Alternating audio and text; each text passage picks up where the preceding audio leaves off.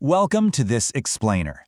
Today, we are jumping right into a deeply cinematic and honestly a pretty melancholic look at the final American years of one of history's absolute greatest entertainers. I mean, we all know the iconic silhouette, right? The bowler hat, the cane, that famous waddling walk of the tramp. But behind all that laughter that quite literally unified a fractured globe, there was a profound sadness and a personal history marked by some truly unimaginable hardship. So in this explainer, we're going to explore the twilight of Charlie Chaplin's time in the United States, and we'll be viewing it all through the lens of his deeply personal 1952 masterpiece. So you really have to ask yourself, how does a man who made the entire world laugh end up a man without a country?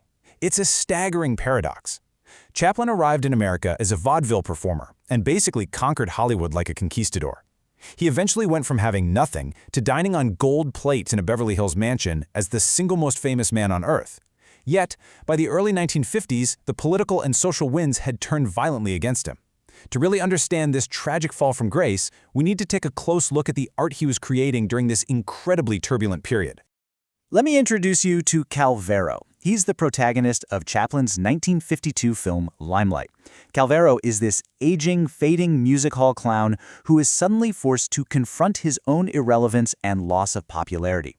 Through this character, Chaplin famously declares, "The artist must be selfish because art is happiness." It is such a striking defense of an ego-centered life.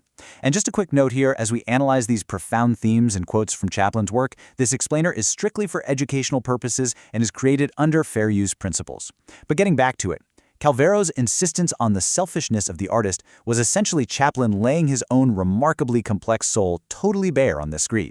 Now, Limelight wasn't just some quick Hollywood script cranked out for a paycheck. Chaplin spent 3 agonizing years working on this story. And get this, it was originally conceived as a 34,000-word novella titled Footlights. 34,000 words. That is literally the length of a short novel. It just goes to show this wasn't merely another project. It was a deeply personal confession. Unlike his previous film, Monsieur Verdot, which faced some heavy criticism, this new project was completely apolitical.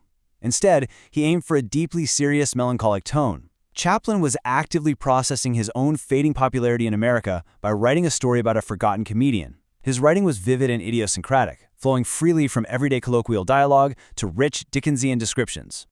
Section 1. Echoes of Edwardian London. To build Calvero's world in Limelight, Chaplin didn't look forward to the future. He actually looked backward to his own roots. He was born in 1889 in South London. Both of his parents were impoverished music hall entertainers, but his family life disintegrated incredibly fast. His father was an alcoholic who abandoned the family and passed away young at just 37. His beloved mother, Hannah, who he absolutely revered his entire life, suffered from severe mental illness and syphilis, eventually being committed to an asylum. Because of all this, young Charlie and his devoted older brother Sidney were forced to fend for themselves in an entirely indifferent Victorian society. This total collapse of his family led to one of the absolute darkest chapters of his life. By the time he was just 9 years old, Chaplin had been sent to a workhouse twice. Now, a workhouse was essentially a harsh, state-run orphanage for destitute children whose parents were either dead, in jail, or institutionalized. It was effectively a prison for the poor. Chaplin later remembered this period not just as one of abuse, but of utter, soul-crushing humiliation. He learned incredibly early on that you are entirely on your own in this world. It was an experience that profoundly shaped his resilient but very isolated adult personality. In fact, Sigmund Freud even noted once that Chaplin, quote, always plays only himself as he was in his dismal youth. Yet somehow, from that intense trauma came this unbelievable triumph. Raw energy and sheer slapstick genius literally became his escape hatch. From performing in raucous cabarets to joining the famous Fred Carnot troupe, the stage and early cinematic pantomime were his tickets straight out of the slums. The Carnot troupe eventually brought him over to America, and there he escaped the desperate poverty of his youth to become Hollywood's richest man and the most recognizable face on the planet. It's a real rags to riches story. Section 2. The Comedy Titans. Let's jump back to the creation of Limelight in the early 1950s, because Chaplin orchestrated a truly historic meeting for this film. On one side, we have Chaplin himself, highly emotional, reactive, and driven by deep pathos as the tramp. On the other side, we have Buster Keaton, often called the Great Stone Face, stoic, unsmiling, and a total master of elaborate, deadpan physical space and stunts. For Limelight, Chaplin actually cast Keaton as his stage partner in a musical pantomime scene. And here's a massive fun fact. This marks the only time these two legendary silent film rivals ever teamed up on a feature film. Watching these two aging masters share the screen, performing a brilliantly chaotic musical number as their characters face the twilight of their careers, it is just one of cinema's most poignant, unforgettable moments. Section 3. Premiere and Exile. Following World War II, the United States was totally swept up in the political paranoia of the Red Scare, and the art on the screen was about to be mirrored by a very harsh reality in his personal life. You see, Chaplin had never actually become an American citizen, and he was being viewed with increasing suspicion.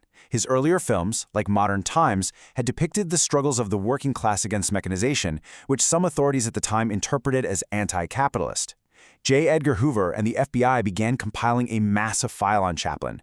They were monitoring him closely, labeling him a suspected subversive, and attempting to build a case to banish him from the country, despite lacking concrete evidence of any actual subversive activity. All of this political tension ended up exploding into this incredibly dramatic 48-hour window. Because Limelight was set in London, Chaplin decided he wanted to hold the world premiere over there. So, on September 18, 1952, he boards the RMS Queen Elizabeth in New York with his family.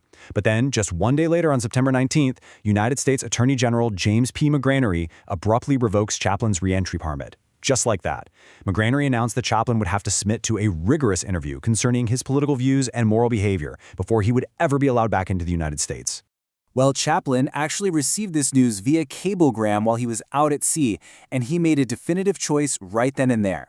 Refusing to submit to what he saw as a politically motivated interrogation, he completely severed his ties with the country that had made him a global star. He settled his family in Switzerland, effectively putting an end to his Hollywood career. He wouldn't step foot on American soil again for 20 long years. He finally returned in 1972, and that was just a brief visit to accept an honorary Academy Award to a hero's welcome. Section 4. The Artist's Legacy. As we wrap up this explainer, we really have to look back at the incredible intertwining of Chaplin's art, his life, and his unyielding resilience. From the destitute workhouses of London to the absolute pinnacle of global fame, and finally into an unceremonious exile, his life was genuinely as dramatic as any film he ever directed. So I want to leave you with this final provocative thought. Knowing the trauma of his youth, the political persecution he faced, and the melancholic self-reflection of Calvero in Limelight, does the tragedy of the fading clown make the laughter of the tramp even more profound? Perhaps the greatest comedy is born directly from the deepest sorrow. Please do not forget to like the video and subscribe to our channel Famous Lives Bio.